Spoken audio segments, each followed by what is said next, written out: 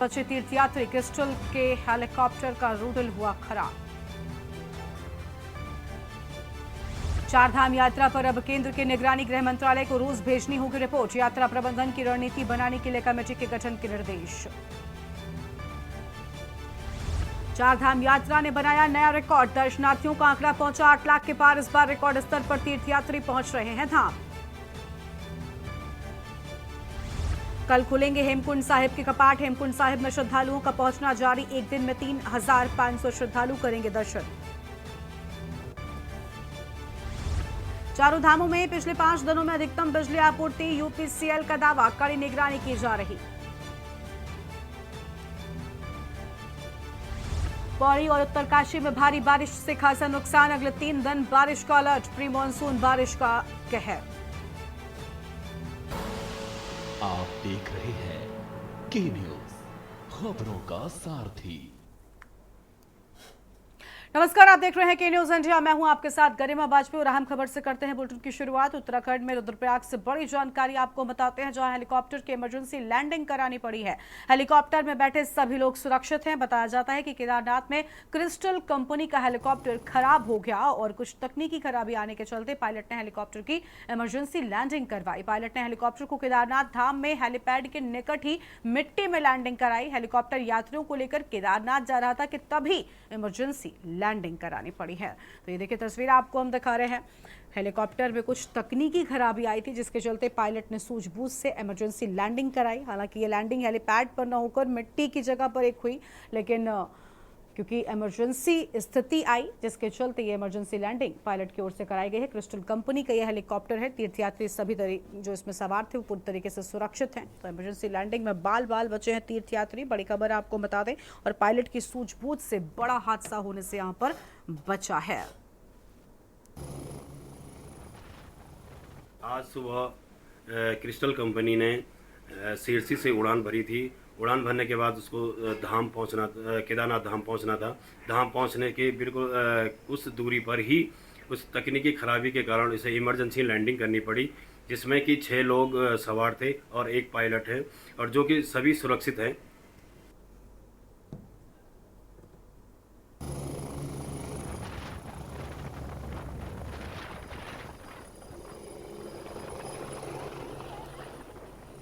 दोस्तों ये देखिए सुबह सुबह की घटना है और यहाँ पे है। और इसी खबर पर अधिक अपडेट के लिए हमारे साथ में हमारे संवाददाता अंकित काला जुड़ चुके हैं। अंकित का रुख कर लेते हैं। अंकित, इमरजेंसी लैंडिंग हुई है। सबसे बड़ी बात यहाँ पर ये रही कि जो यात्री इसमें सवार थे वो सभी सुरक्षित हैं, लेकिन इस कंपनी में जो क्रिस्टल कंपनी का हेलीकॉप्टर है, क्या तकनीकी खराबी थी, इसकी कोई जानकारी मिल सकी है, और क्या मेंटेनेंस ठीक तरीके से नहीं था? बिल्कुल गरिमा, आपने सही कहा। देखिए कहीं ना कहीं एक बड़ी चूक तो जरूर हुई है। हाँ। एक सुबह की 7 बजे की घटना बताई जा रही है, जहां पर कि केदारनाथ हेलीपैड से करीबन 100 मीटर पहले ही यह हादसा हुआ है। लेकिन गनीमत रही या बाबा केदार की कृपा कहें कि सभी यात्री जो है वो सुरक्षित हैं। बताया जा रहा है कि इस हेलीकॉप्टर में कुल 6 लोग सवार थे। इसमें पायलट को भी इसमें इंक्लूड किया जाएगा। इसमें कुछ एक तकनीकी खराबी के चलते बताया जा रहा है कि इमरजेंसी लैंडिंग करानी पड़ी है, लेकिन जो पायलट है उसकी सूझबूझ कहेंगे कि उन्होंने तत्काल इसकी इमरजेंसी लैंडिंग कराई और सभी जो यात्री हैं वो सुरक्षित हैं। फिलहाल इस पूरे मामले की जांच की जा रही है कि आखिर क्या तकनीकी खराबी थी और कहां पर गलती हो गई है। लेकिन गरिमा, इस तरीके ये लगातार हादसे की खबर जो है वो केदारनाथ से आती जा रही है, जो कि एक चिंता का सबब है। पिछले कुछ समय पूर्व भी इस तरह के कुछ एक हादसे आ चुके हैं, लेकिन कहीं ना कहीं जो हेली सेवा प्रदान करने वाली जो कंपनियां हैं वो फेरे के चक्कर में कहीं ना कहीं कई बड़ी गलतियां कर रही है, और हमें लगता है कि इसमें भी ऐसी कुछ बातें निकल करके सामने आ सकती है। फिलहाल अभी इस पूरे मामले की जांच चल रही है, लेकिन जो 6 लोग इसमें सवार थे वो सभी इसमें सुरक्षित इस समय बताए जा रहे हैं। बिल्कुल, साफ तौर पर यहाँ पर सभी सुरक्षित हैं। और क्या दोबारा से ये जो हेली सेवा है, क्या ये शुरू कर दी गई है? क्या बाकी तीर्थयात्रियों को यहाँ पर जो लोग जिन्होंने हेली सेवा की मदद ली थी, क्या उनके लिए सुविधा फिर से शुरू हो सके? अभी फिलहाल क्या अपडेट है? देखिए, जो इसमें तमाम जो श्रद्धालु थे उनको केदारनाथ धाम में भेजा गया है। केदारनाथ पहुंचने से कुछ ही दूर पहले जो है ये हादसा हुआ है। लेकिन ये एक अच्छी बात रही कि सभी सुरक्षित है। लेकिन जो हेलीकॉप्टर है इसकी अभी जांच की जाएगी। भविष्य में ऐसी दुर्घटना ना हो या कोई परेशानी ना हो, इसको लेकर के अभी ठीक है। तकनीकी जो टीम है वो अभी इसकी गहनता से जांच करेगी और उसके बाद ही इस हेलीकॉप्टर को की सेवा दोबारा ली जाएगी। और इसके साथ ही साथ किस वजह से ये हादसा हुआ है, कहाँ पर कमी रह गई है, इसकी भी जांच अभी चल रही है। और जो तमाम श्रद्धालु हैं उन सभी को केदारनाथ धाम में भेजा गया है। सभी श्रद्धालु जो हैं वो सुरक्षित केदारनाथ धाम में बाबा केदार के दर्शन करेंगे और उसके बाद फिर वो अपने स्थान पर लौट जाएंगे। और इसके साथ ही साथ जो हेलीकॉप्टर में तकनीकी समस्या आई है इसको ठीक लेकर है। के अभी गहनता से जांच जो है वो की जा रही है। ठीक है, बहुत शुक्रिया अंकित आपका अधिक जानकारी के लिए। तो बड़ी खबर आपको बता दें, जहां पर केदारनाथ में हेलीकॉप्टर की इमरजेंसी लैंडिंग की गई है। मिट्टी में ही पायलट ने सूझबूझ से हेलीकॉप्टर को लैंड कराया है। आपको बता दें कि कुछ तकनीकी खराबी आ गई थी हेलीकॉप्टर में, जिसके चलते ही ये कदम उठाया गया है।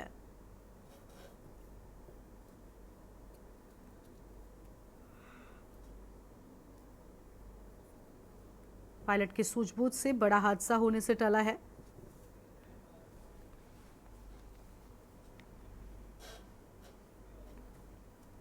और अगली खबर है देहरादून से, जहां पर चारधाम यात्रा ने बनाया है रिकॉर्ड। पिछले 2 सालों से दोगुने तीर्थयात्री चारधाम यात्रा करने के लिए पहुंचे हैं।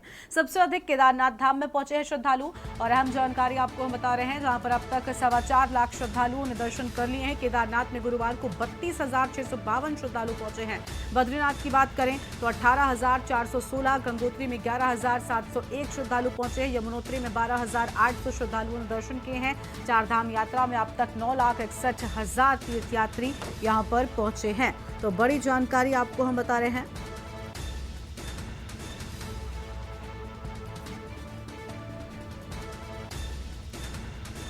फिलहाल ये अहम खबर आपको हम बता दें, जहां पर देहरादून से खबर, चारधाम यात्रा ने बनाया रिकॉर्ड। तो चारधाम यात्रा ने रिकॉर्ड बनाया। पिछले 2 सालों से दोगुने तीर्थयात्री यहां पर पहुंचे हैं। और अंकित काला हमारे साथ में लगातार बने हुए हैं। अंकित, देखिए सबसे अधिक जो श्रद्धालु हैं वो केदारनाथ धाम पहुंच रहे हैं, लेकिन रिकॉर्ड सभी धामों का टूटा है। चारधाम यात्रा में इस बार पिछले साल की बात करें तो दोगुने तीर्थयात्री पहुंच रहे हैं। इस समय देखिए एक तरफ श्रद्धा तो नजर आ ही रही है, लेकिन दूसरी ओर ये स्थानीय प्रशासन के लिए भी और सरकार के लिए भी एक बड़ी चुनौती है।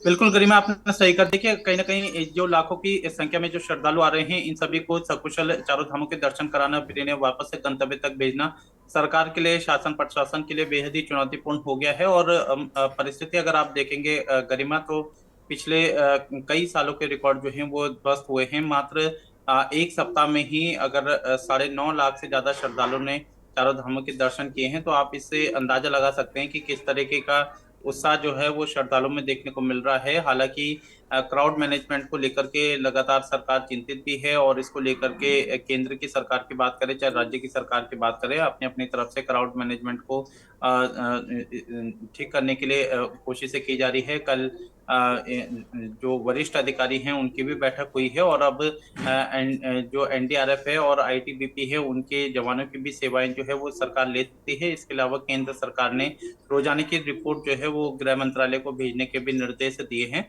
इसके अलावा जो पिछले वर्ष जो आने वाले समय में जो चारधाम यात्रा शुरू होगी उससे पहले एक करने के भी निर्देश केंद्र सरकार की तरफ से दिए गए हैं। तो निश्चित ही जिस तरीके से श्रद्धालु की भारी भीड़ उमड़ रही है तो ये एक अपने आप में उत्साह देने वाली बात है, लेकिन दूसरी तरफ सरकार के लिए एक बड़ा चिंता का सबब बन गया है कि किस तरीके से क्राउड मैनेजमेंट किया जाए और सभी को बिल्कुल क्राउड मैनेजमेंट के लिए भी पूरी तरीके से सरकार जो है नए नए कदम उठा रही है। लेकिन अंकित, एक तरफ देखिए ये जो आंकड़े सामने आए हैं ये उन यात्रियों के आंकड़े हैं जिनका रजिस्ट्रेशन करवाया जाता है। इसमें भी ये सच है कि कहीं ना कहीं बिना रजिस्ट्रेशन कराए भी कई सारे तीर्थयात्री जो है वो पहुंच रहे हैं और कुछ लूप्स होल्स हैं जिनके चलते वो आगे भी जा पा रहे हैं। तो कहीं ना कहीं ये जो ऑफिशियल आंकड़े हैं, असल आंकड़े इससे और भी ज्यादा हैं, ऐसा माना जा रहा है अंकित?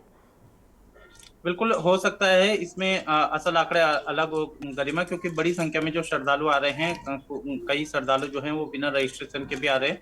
हालांकि एक अच्छी बात यह है कि राज्य सरकार ने यात्रा शुरू होने से पहले ही सभी जो मुख्य सचिव थे उन सभी को ये पत्र भेज दिया था कि बिना रजिस्ट्रेशन के किसी भी श्रद्धालु को चारों धामों में दर्शन की अनुमति नहीं दी जाएगी। तो सरकार ने अपनी तरफ से इसका प्रचार प्रसार किया है। तमाम जो श्रद्धालु आ रहे हैं वो सभी रजिस्ट्रेशन कराकर आ रहे हैं, इस तरीके की उम्मीद है। और जो भी श्रद्धालु बिना रजिस्ट्रेशन के आ रहे हैं उनको दर्शन की अनुमति नहीं दी जा रही है।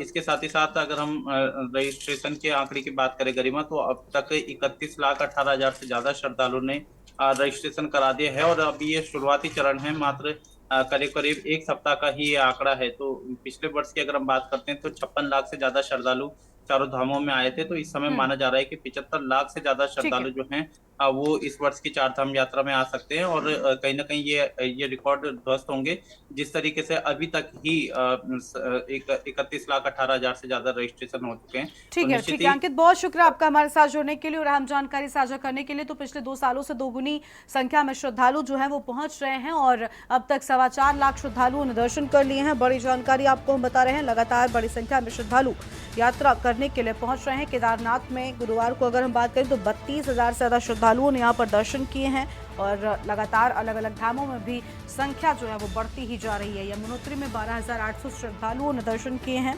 अहम जानकारी आपको बता दें, चार धाम यात्रा में अब तक 9,61,000 से ज्यादा लोग पहुंच चुके हैं। और अब आगे बढ़ेंगे खबरों की ओर। अगली खबर आपको देहरादून से बताते हैं, जहां पर उत्तराखंड के अटल उत्कृष्ट स्कूलों के लिए नई पहल। उत्तराखंड के अटल उत्कृष्ट स्कूलों को मिलेंगे 421 नए शिक्षक। करीब 3 साल बाद स्कूलों को मिलने जा रहे नए शिक्षक। विभागीय चयन परीक्षा से चुने गए शिक्षक। स्कूलों में शिक्षकों को 4 जून के बाद दी जाएगी तैनाती। पिछले साल 2300 से ज्यादा शिक्षकों ने दी थी परीक्षा। आचार संहिता लागू होने से शिक्षकों की तैनाती रुकी थी। राज्य के 189 अटल स्कूलों में शिक्षकों की तैनाती की जाएगी। LT और प्रवक्ता कैडर में 3,318 पद स्वीकृत हैं। बड़ी खबर आपको हम बता रहे हैं।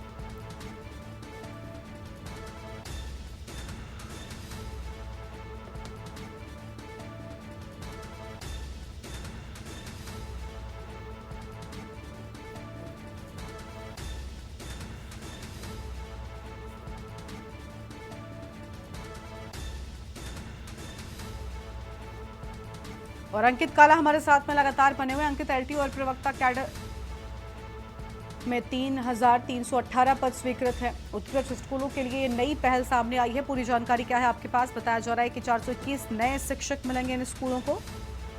देखिए, उत्तराखंड के अटल उत्कृष्ट जो स्कूल हैं इनमें जो शिक्षकों की तैनाती है वो जल्द ही राज्य सरकार करने जा रही है। करीबन 421 शिक्षक हैं जिनको की तैनाती दी जाएगी। ऐसा माना जा रहा है कि 4 जून के बाद ये प्रक्रिया जो है वो शुरू होगी। पिछले वर्ष सितंबर के महीने में एक परीक्षा आयोजित की गई थी जिसमें 2300 से ज्यादा परीक्षार्थियों ने इस परीक्षा में भाग लिया था। उनमें से जो चयनित हुए अभ्यर्थी हैं उन सभी को अटल उत्कृष्ट स्कूलों में तैनाती दी जाएगी। क्योंकि इस समय माफ कीजिएगा, आचार संहिता गतिमान है, तो इसको देखते हुए अभी ये प्रक्रिया संपन्न नहीं हो पाई है। लेकिन माना जा रहा है कि जल्द ही जून के महीने में प्रथम चरण में ही इन सभी शिक्षकों को तैनाती दी जाएगी। और निश्चित ही जो विद्यार्थी इन पिछले लंबे समय से इन शिक्षकों की इंतजार में थे उन सभी को काफी इससे लाभ मिलेगा।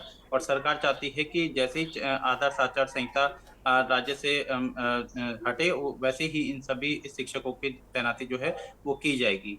ठीक है, बहुत शुक्रिया अंकित आपका हमारे साथ जुड़ने के लिए और अहम जानकारी साझा करने के लिए। तो ये बड़ी खबर आपको हम बता दें, जहां पर अटल उत्कृष्ट स्कूलों को 421 नए शिक्षक मिलेंगे। अहम जानकारी आपको हम बता रहे हैं। उत्तराखंड में स्कूलों को नए शिक्षक मिलेंगे और 4 जून के बाद तैनाती दिए जाने की बात सामने आ रही है। तो 4 जून के बाद तैनाती दी जाएगी। पिछले साल 2300 से 10 शिक्षकों ने दी थी परीक्षा और आचार संहिता लागू होने से शिक्षकों की तैनाती रुकी थी, लेकिन अब ये कदम बढ़ाया गया। बड़ी जानकारी आपको हम बता रहे हैं। पिछले साल 2300 से ज़्यादा शिक्षकों ने परीक्षा दी थी।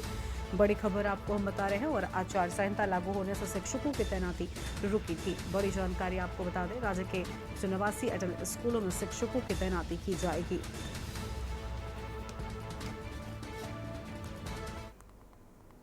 और आगे बढ़ते हैं खबरों की ओर। चमोली से खबर है, जहां पुलिस ने 37 लोगों के फोन जब्त कर लिए हैं। वीडियो बनाने पर 37 लोगों को लगाया है जुर्माना।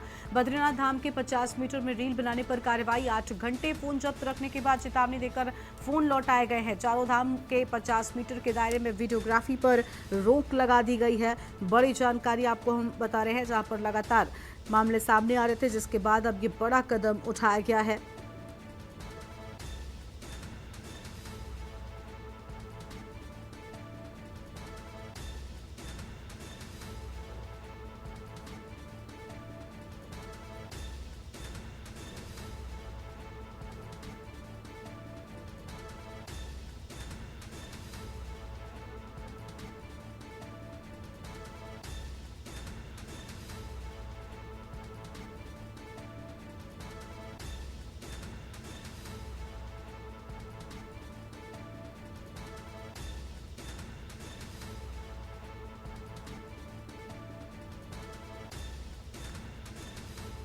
आम खबर आपको हम बता रहे हैं।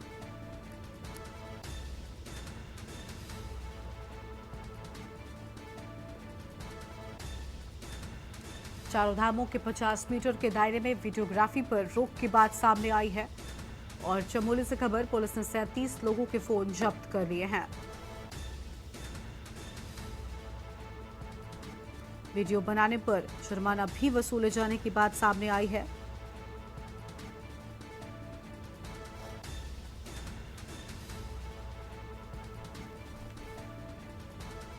और 37 लोगों पर जुर्माना भी लगाया गया है। बद्रीनाथ धाम के 50 मीटर में रील बनाने पर कार्रवाई की बात सामने आई है।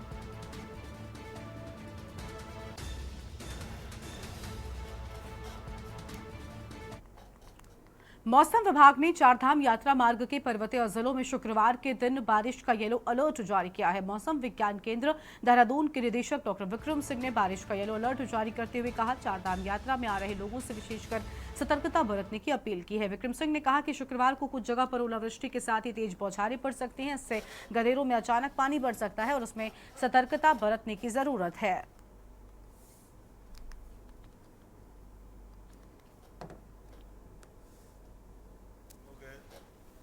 यात्रा में जा रहे हैं या आवागमन कर रहे हैं पहाड़ों में, तो वो ध्यान रखें कि जिस समय थंडरस्टॉर्म एक्टिविटी चल रही है तो उस समय थोड़ा इंतजार करें कहीं सेफ जगह पे। जब ख़त्म होती है तो आगे बढ़ें। साथ ही जो गाड़ गदेरे हैं या बरसाती नाले हैं उसके आसपास खड़े ना हों, क्योंकि आपको नहीं पता जो थंडरस्टॉर्म है, तेज़ बारिश है, कहीं आगे दूर में हो रही हो और उसकी वजह से एकदम जो है जो बरसाती नाले हैं या गाड़ गदेरे हैं उसमें पानी बढ़ सकता है और आप चपेट में फिर आ सकते हैं। तो ये चीज़ का ध्यान रखना है। बाकी कोई इसमें जो है प्रिकॉशन है, यही है कि जिस समय एक्टिविटी चल रही है आप सेफ जगह पे इंतज़ार करें और जब ख़त्म हो जाती है तो आगे बढ़ा जा सकता है। आज के लिए बात करें तो आज भी जो अंदर के डिस्ट्रिक्ट है या कुमाऊं के डिस्ट्रिक्ट है हिल्स के, तो उनमें हमने हल्की से मध्यम बारिश आज भी रखी हुई है। और इसके साथ साथ जो अगर वार्निंग की बात करें तो येलो में हमने रखा है कि भाई जो थंडरस्टॉर्म है उसमें इंटेंस शावर है, इस तरह की जो एक्टिविटी है वो देखने को मिल सकती है, खासकर कुमाऊं रीजन के जो हमारे हिल्स के डिस्ट्रिक्ट है। और अगली खबर रुद्रप्रयाग से है, जहां पर तिलवाड़ा मार्ग पर देर रात बड़ा हादसा हो गया। जानकारी के मुताबिक तिलवाड़ा मार्ग पर लाटाबाबा गेस्ट हाउस के पास में एक ट्रक दुर्घटनाग्रस्त होकर नदी में गिर गया। सूचना मिलते ही मौके पर एसडीआरएफ और रुद्रप्रयाग पुलिस ने रेस्क्यू ऑपरेशन शुरू किया है। एसडीआरएफ ने कहा कि ट्रक में 3 लोग सवार थे। हादसे में एक युवक की मौके पर ही मौत हो गई, जबकि 2 युवक गंभीर रूप से घायल हो गए हैं।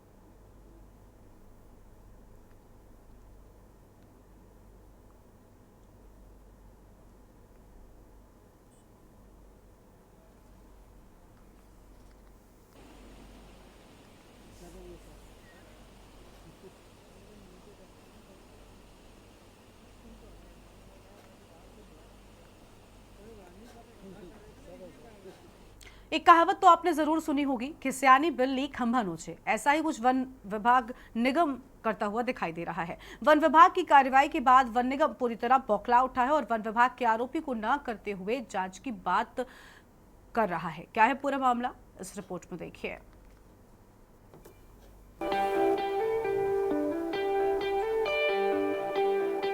वन निगम द्वारा तराई पश्चिमी डिवीजन क्षेत्र में भ्रष्टाचार का ऐसा गंदा खेल खेला जा रहा है जो सरकार के राजस्व को तो लाखों का नुकसान पहुंचा रहा है, साथ ही जंगलों की खूबसूरती के साथ भी खिलवाड़ किया जा रहा है।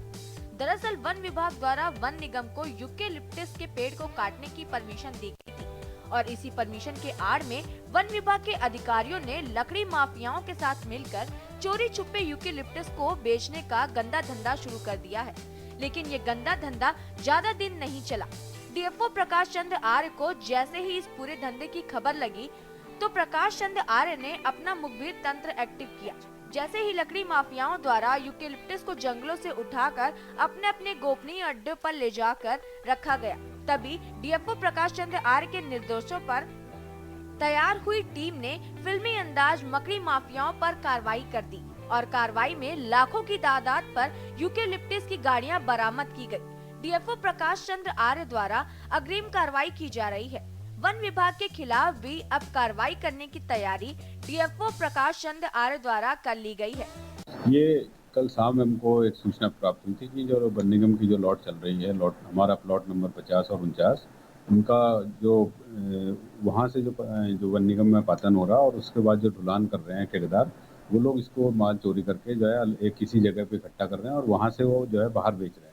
तो इसकी सूचना प्राप्त होने पर हमारे द्वारा अपना जो मुखबिर तंत्र है उसको लेकर के अपने स्टाफ को इसकी ड्यूटी लगाई गई और जैसे ही वो माल वहाँ पे पहुँचा तो हमारी टीम द्वारा उसको पकड़ लिया गया और उसके बाद में उसकी गिनती कराई गई। तो ये लगभग 112 नग हैं वहाँ मौके पे मिले हैं, जिनको कि हमारे द्वारा अपने कब्जे में लेकर के उसके नपत करके और आगे की कार्रवाई उसमें जो की जा रही है।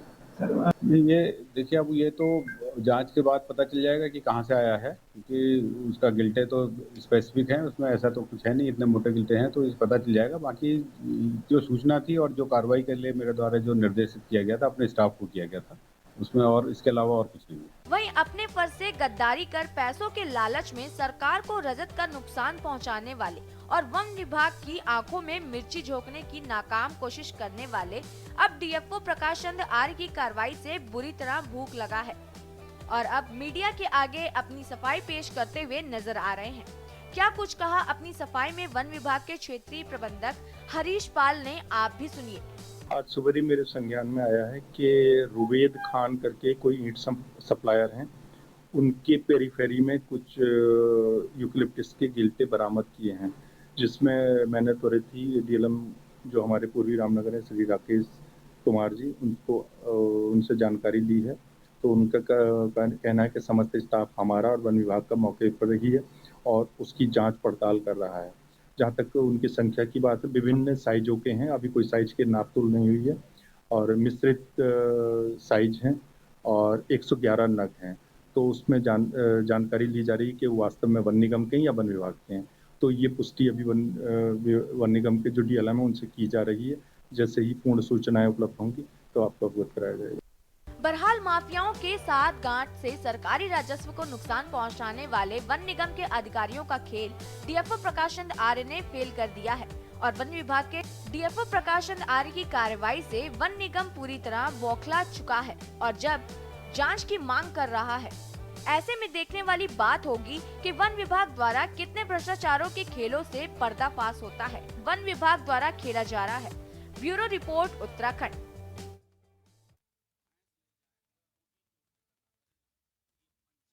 सियासत के बीच देश भर में महंगाई दर की समीक्षा करने वाली केंद्रीय सांख्यिकी और कार्यक्रम कार्यान्वयन मंत्रालय की रिपोर्ट में बड़ा खुलासा हुआ है। दरअसल महंगाई दर को नियंत्रित करने के मामले में उत्तराखंड ने देश भर में अच्छा प्रदर्शन किया है। एक रिपोर्ट दिखाते हैं आपको।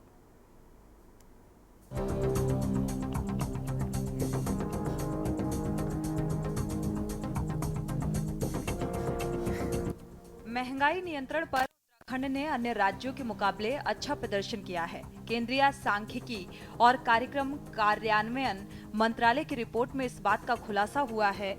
इसके तहत उत्तराखंड दिल्ली और पश्चिम बंगाल के बाद देश का तीसरा राज्य है जिसने महंगाई दर को नियंत्रित रखने में कामयाबी पाई है। रिपोर्ट के मुताबिक दिल्ली में 2.17%, बंगाल में 3.49% और उत्तराखंड में 3.61%, महाराष्ट्र में 3.69%, जबकि झारखंड में 3.97% और इन सभी प्रदेशों में महंगाई नियंत्रण में है।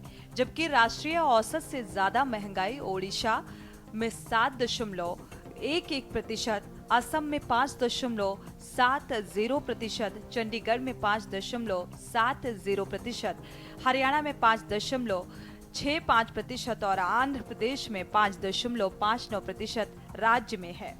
और वहीं आम आदमी का कहना है कि भले ही रिपोर्ट में उत्तराखंड के अच्छे प्रदर्शन का दावा हो, लेकिन धरातल पर आम आदमी की स्थिति काफी चुनौतीपूर्ण है। डीजल अभी महंगाई है ना बहुत ज़्यादा बढ़ चुकी है। इस समय है ना मिडिल क्लास फैमिली को है ना बहुत चलाना अपना खर्चा बहुत महंगा हो रखा है। एक पर्टिकुलर आदमी जो मिडिल क्लास फैमिली वाला होता है वो अपनी नौकरी करे या पेट्रोल डीजल के रेट्स को देखे, पेट्रोल डीजल के रेट्स इस समय आसमान को छू रहे हैं। एक वक्त ऐसा होता था कि जहाँ पे है ना पेट्रोल डीजल के रेट बहुत मायने होते थे, कम से कम उसमें अपना घर तो चलता था। उसके हिसाब से उसके कंपैरिजन में अगर हम लोग है ना देखें तो राशन की चीज़ें भी बढ़ चुकी हैं। आज हम है ना कुछ बड़े लोग होते हैं वो पिज़्ज़ा वगैरह खा सकते हैं, लेकिन हम लोग तो उन चीज़ों को सोच भी नहीं सकते। मिडिल क्लास वाला इन चीज़ों को नहीं सोच सकता। महंगाई बढ़ी है 10 सालों में। जब चुनाव आता है तब जाके थोड़ा सा महंगाई घटा देते हैं और जैसी सरकार बनती है फिर बढ़ा देते हैं। आप चाहे आप गैस पे देखिए, आप खाने पीने के आइटम पे देखिए, यहाँ तक कि आप विक्रम का किराया देख लीजिए। जो पहले 10 रुपये लगता था जहाँ पे, वहाँ पे आज की डेट में 25-20 रुपये किराया जा रहा है। तो सरकार कर क्या रही है? लोगों को पागल बना रही है। अपना वोट बैंक के लिए 2 मिनट के लिए सस्ता करती है, जैसी जीत जाती है उसके बाद फिर महंगा कर देती है।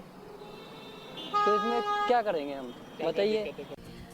आपको बता दें कि केंद्रीय मंत्रालय ने अप्रैल 2023 और अप्रैल 2024 के आंकड़ों के आधार पर महंगाई दर का विश्लेषण किया है और इस अवधि में महंगाई दर का राष्ट्रीय औसत 4.83% रहा, जबकि उत्तराखंड में ये दर 3.61% रहा और इसी अवधि में उत्तराखंड के पड़ोसी राज्य उत्तर प्रदेश में महंगाई दर 5.53%, जबकि हिमाचल प्रदेश में 4.26% दर्ज की गई।